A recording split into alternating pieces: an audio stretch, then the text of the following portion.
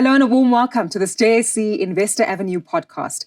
I'm your host, Gugulethu Mfupi, and looking forward to this conversation because typically it's one that leaves us feeling slightly uncomfortable. Let's talk retirement. Are you adequately prepared? Well, the truth is, when we look at the statistics in South Africa, it's not looking very favorable for the large majority of South Africans. And this brings us to the question, too little, too late. How do we ensure that we have enough and that we've adequately started planning for retirement?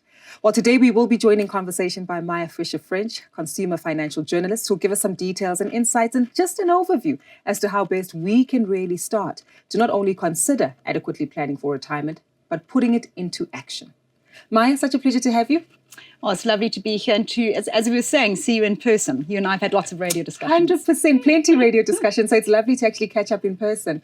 This conversation is an interesting one because we've probably spoken about retirement for years on end, and we adequately have, improved our understanding of the environment. But typically it's a conversation that we don't really think much about until perhaps you are actually close to the age of retirement. And maybe let's talk about how that influences our mindset and the realities of the status quo in South Africa.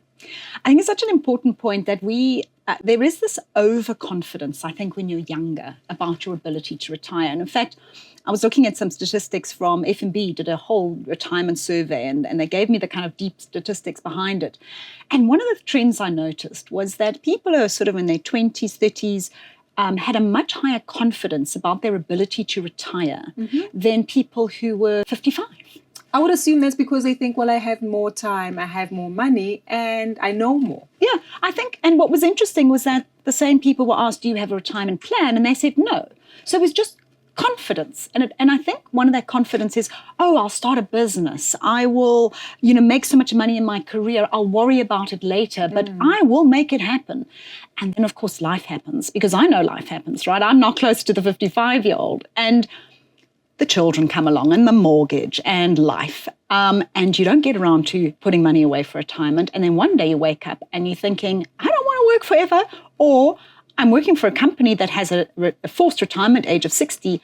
I'm not going to make it. And I think it is age related, and it is confidence, I think overconfidence in our youth as to what we think we're going to do going forward. Exactly. And perhaps we also just believe that we'll be forever young. Time will always be on our side and opportunity is present. Absolutely. That's why you should always speak to somebody older than you.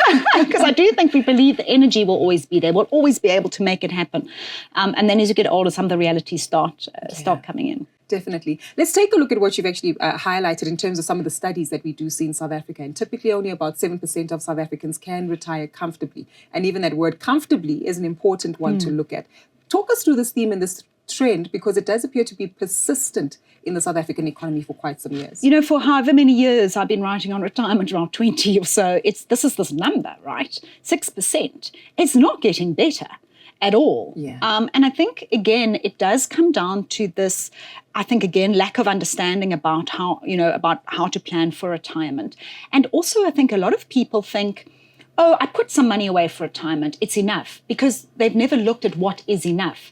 I know people who say, I'll say to them, do you, what's happening for retirement? I've got an RA. Well, how much is in the RA? I don't know. Right, because the HR department just deducts it off my salary. Yeah, it's like, well, I've got one, so that's what I'm going to use to retire, without really saying, what do I need to retire? How much do I need to retire? And I think a lot of that is the reality. And then, of course, one of the big problems we have in South Africa is the fact that you are able to withdraw all of your retirement funds when you change jobs. And the average person will change jobs 5 times in their career. And we know that 90% of people actually take all of their money. Oh. So that consistent behavior, and again, it's like, well, I'll take it, I'll pay off my bond. I'll take it, I'll solve this. I'll solve the retirement problem later. And that behavior has consistently, I think, led to this massive drop in the outcomes for retirement. Got you. You mentioned 2 valid points that I do want us to come back to there, just in terms of the trend that we see of people withdrawing from their pension funds, and of course the introduction of the 2-pot system, and just the mindset that we have that I'll get to it later. But later could be longer than we anticipate, because if we also look at a few studies, they do highlight that on average, South Africans are living longer, and the global population is following in line with that trend. But more so, women tend to live longer than their spouses as well, which actually extends the time that they need to adequately prepare for. This is the one for women is really important because there's a sort of rule of thumb Rule of thumb is put 15% away of your salary every year from the age of 25, and you'll kind of be okay at retirement, right? That's sort of the rule of thumb. For a woman, it's different. It's 18% because we outlive men by 7 years. So we are going to be alive for longer in retirement. So either as a woman, you've got to increase your retirement savings, or you've got to accept that you're going to work past retirement age. Those are really your only two options. And the biggest problem is that many women are less likely to have retirement funds than men because they'll take time out the workforce to raise children. I know many women who cash in their retirement funds when they go on to maternity leave because they can buy themselves some more time. And women also tend to take less paid jobs often in order to be able to be the caregiver of the family. So maybe they'll take the less career-powered job. So there's a lot of reasons why women are underfunded at retirement. And unfortunately, one of them is that we are paid less. We are literally paid less, even for the same job.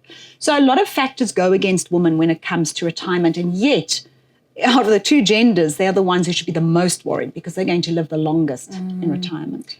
And that's really important because even when we take a look at cash flow management, women typically do have a multiply effect in terms of how they extend that cash. But I'm keen to understand, Maya, this obviously then takes us to an understanding of our financial literacy and our behavior. And the fact that we're actually withdrawing money to start businesses, to buy ourselves more time, to extend our homes and properties, take children to school, speaks to a broader prospect, right, and challenge in terms of adequate financial understanding and more so adequate financial planning, which means that there's a relationship we're not maintaining with someone who could actually guide us in terms of that journey. I think what you have raised is an important point, is that for a lot of people, they just don't have enough money to do everything. So it's a lot easier to forget your older self, your future self, because your present self is dealing with, how do I educate my children? How do I buy my home? All of those issues. So I think there is a very real problem with the fact that people are unable to meet their lifestyle expectations. And, my comment to that is that, when you start working, that is the time really where you probably have, and I know not for everyone, but for most people, the highest disposable income because you haven't started the family and the kids and all of those things. So if you can, right from day one, start putting as much as you possibly can away, rather than taking on credit lines. So we see this as, I was actually telling a story. I was at the FSCA Financial Summit, Education Summit, and I was relating the story of a young woman who said she got her first job and she actually was a really good salary. She was still living at home, but she was the first graduate in her family and no one could guide her on what to do with this extra money. So she went to the bank and the bank gave her a 50,000 Rand credit facility. In her first job? In her first job. Whoa. It was a good salary, first job. And she said no one suggested to her to save, to put money away, to say, what are your goals over the next 5-6 years? And I think that's the problem. We're not getting that kind of financial communication across and financial education, because if that young woman had have had that financial information and had started saving rather than using her salary to take on credit, she would be in a totally and utterly different position now. So now, yes, she's struggling to afford the house and the child's education and all of these because of the decisions she made right at the beginning. And how do we educate people around the need to start putting money away from as early as possible and allow it that wonderful compounding growth effect? Right. We started off this conversation looking at two themes: too little, too late. Maybe let's focus on the late part, because as you mentioned, start early, start saving adequately on time. But I guess life happens, as we've adequately discussed and have come to get to know. How does one make sure that even with limited time, perhaps, or starting a little bit later than what they had intended to, that we perhaps can put ourselves in a position where we can make up time if it is potentially available? There's a couple of levers you have. Obviously, the one is how much you put away every month, and the other is the return that you get. And the other is, when do you cash it? When do you retire? So if you look at all of those elements, so maybe you're in your 40s and you kind of feel like you haven't done enough.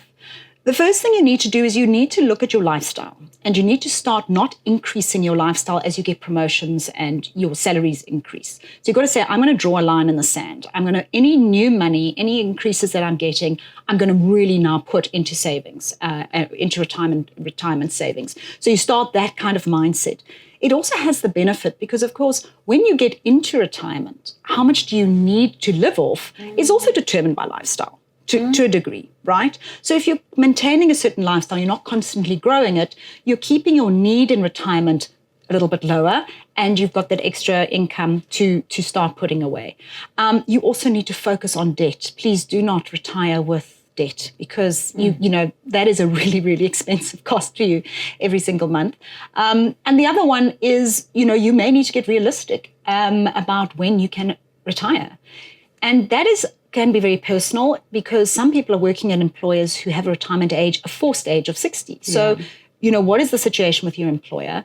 Or do you now start to think about a second career? Do you need to be building something on the side that can take you further into retirement? Because if you delay retirement by 5 years, you can actually increase your income by about 30% in retirement.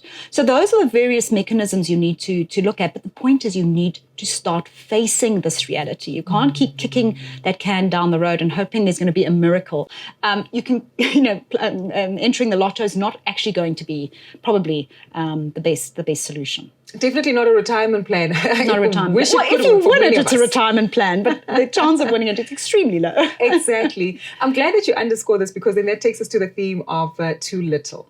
And that in itself does have a clear relationship in terms of time. But what else can people do here? And I'm so intrigued, because in a country like South Africa, where there are individuals who are fortunate enough to be employed, but perhaps just using one stream of their retirement savings through their employers, might still have limitations in terms of trying to augment their contributions to retirement. Then we also have a pool of people who work in an informal space, might not even have the opportunity to consider saving for retirement. And then those perhaps who might be independent contractors or self-employed, entrepreneurial, who have a lot more immediate cash flow demands than planning for their retirement. But talk to us about managing the too little. What avenues are the adequate products? Do we have options? Tax-free saving, wrapped retirement savings options? How else can we make sure that we try to augment what we're saving for? So one of the things, if you're employed and you have an employer fund, is say to your HR, every year I want you to increase my percentage of my salary that goes to my retirement funding by 2%.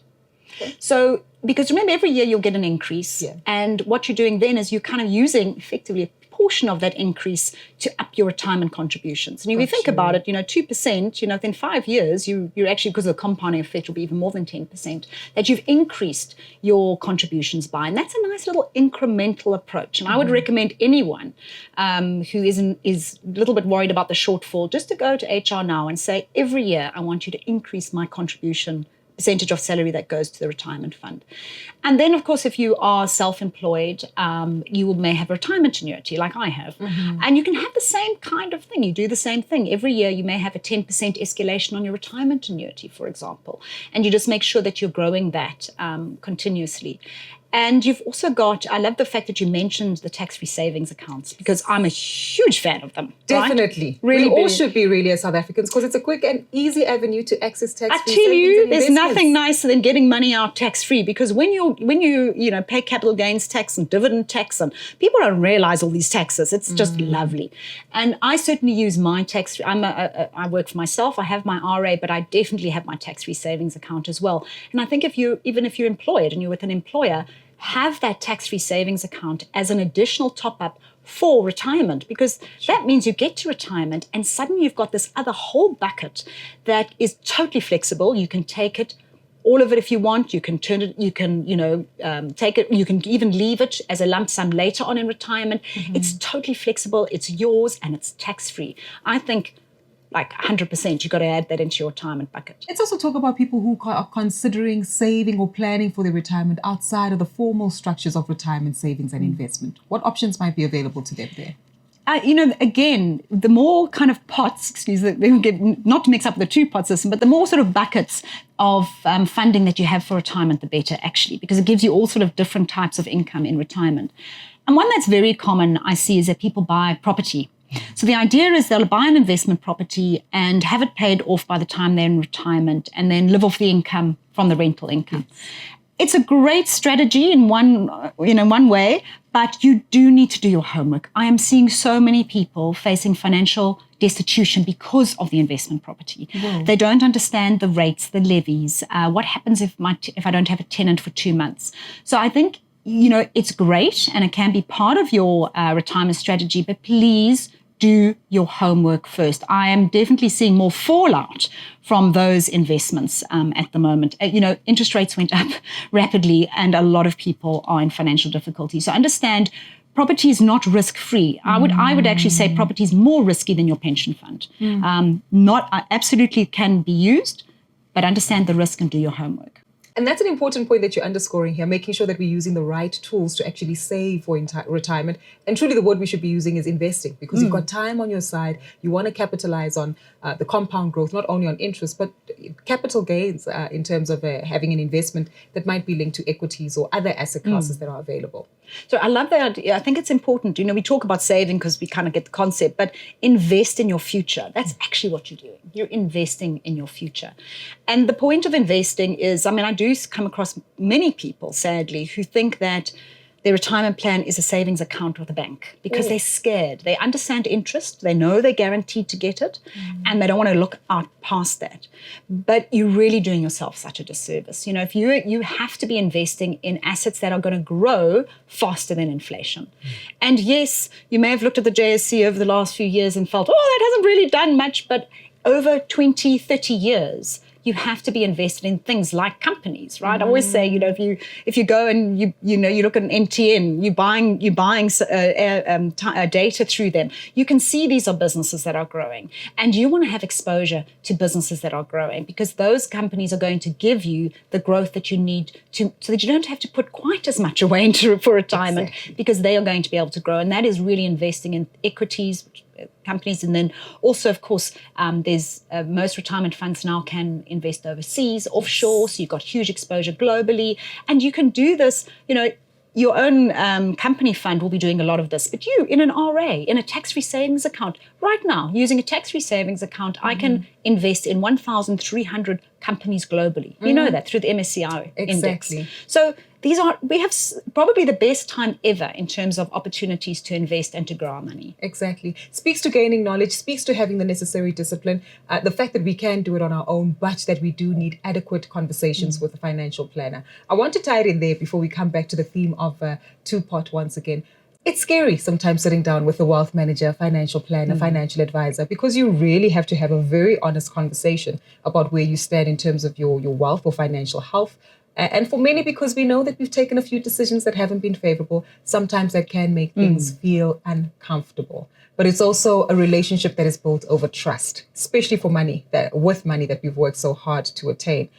How should one who might be watching this conversation today approach their conversation with a professional when it comes to planning for retirement? Take the time to find a good financial advisor or planner. Don't respond to the person knocking on your door. Okay, you don't want salespeople. You want someone who's going to walk your life's journey with you, that you're going to share all of your intimate money details with. You want to have a relationship with someone so that when you decide whether or not to buy a car, they can say, well, let's go back to the financial plan we have. Where does it fit in? Can you afford it? That's the kind of financial planner that is really coming to the fore now. It's no longer the funeral insurance salesperson, right? We're moving past that. And I think that's very important. So I think go and find a good, speak to people that may have used financial planners, that recommend them, but especially something like the FPI, the Financial Planning Institute. They have a whole list of really good advisors.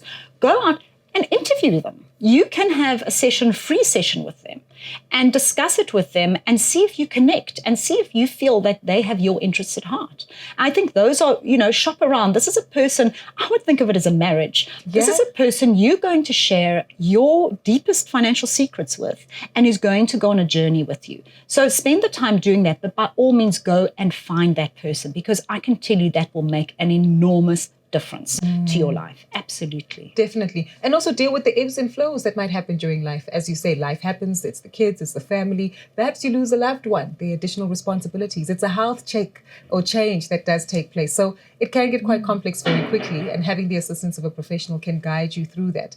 Maya, I think we've set up the themes very adequately, right, in terms of understanding the lay of the landscape, where it is that we might be falling short, the realities of our lives as well as South Africans, of course, understanding some of the options that might be available to course correct, and the importance of walking that journey with a professional. Let's talk about two-pot. It is a theme that has been introduced in South Africa as of September this year, essentially allowing South Africans to say, we get it. the reality is clear. We're all under constraints when it comes to having adequate cash flow. And there's an opportunity to access a portion of your pension savings through the two-pot system. Your thinking around how this should actually be considered. It's an option. It doesn't need to be explored, but should you consider exploring withdrawing from your two-pot? I'm going to take a step back and mention, you remember earlier we said one of the reasons we have such poor retirement outcomes is that people always cash in when they change jobs. So actually, the real reason for two-pot was to create mandatory preservation. They wanted to say, how do we find a mechanism that South Africans keep their retirement funds for retirement? Gotcha. But at the same time, we recognize life happens before retirement. There's a lot of living that happens before retirement. So how do we provide some flexibility into that? And that's actually what the two-pot system is about. Its primary purpose is to ensure better retirement outcomes in South Africa by saying, we're going to keep a portion of the money that you have put away for your future self. But you will be able to access, if life happens, funds before that. And I think if you understand it from that perspective, it's really important to understand. But also that is what the money is there for.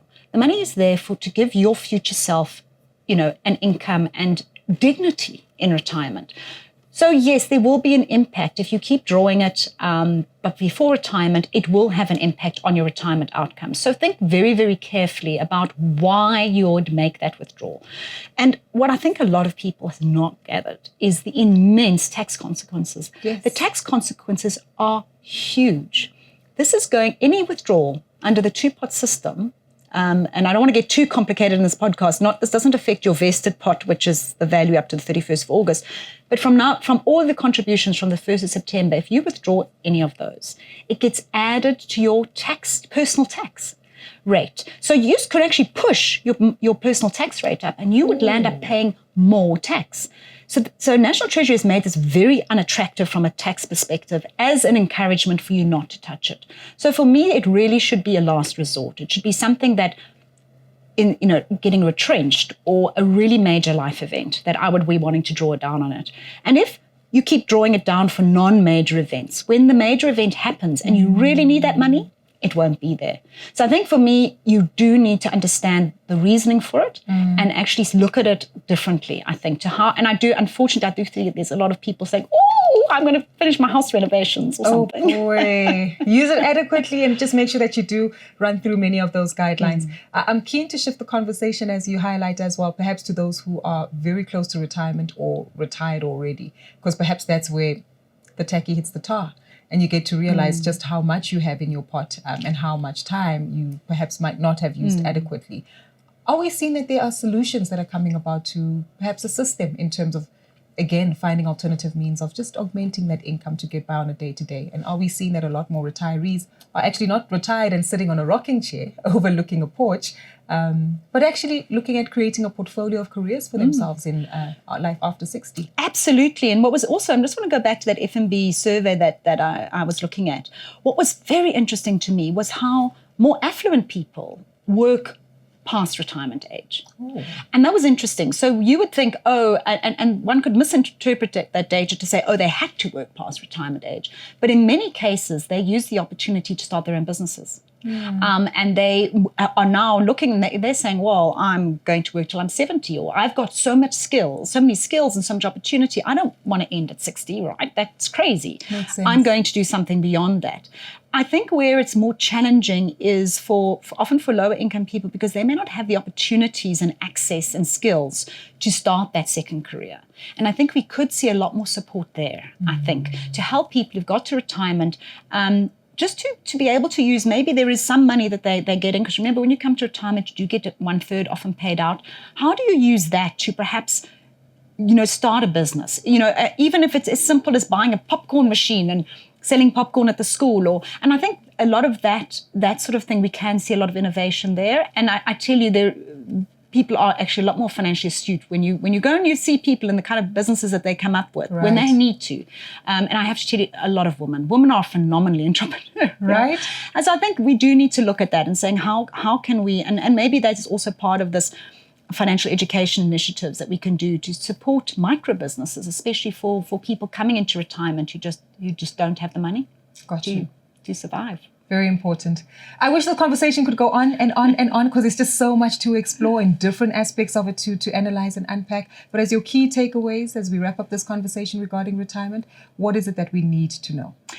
I know it's hard to say this, and it's easy to say this, hard to do, but your future self is coming. And almost just think about your future self as somebody that you need to respect and that you want to give dignity to. And understand that even if it may not seem like a lot, but if you just start putting away a little bit at the moment and just leave it there, you are going to give yourself a little bit more of a head start. So I think that's for me is just, even if you're just eking out just a little bit, just start putting something away for that future self, because he or she's going to be thanking you. Yeah. Any little bit definitely helps. Such a pleasure speaking to you, Maya. Really enjoyed this conversation. Well, thank you. Thank you. That's Maya Fisher-French, consumer financial journalist, who's joined us today talking all things retirement.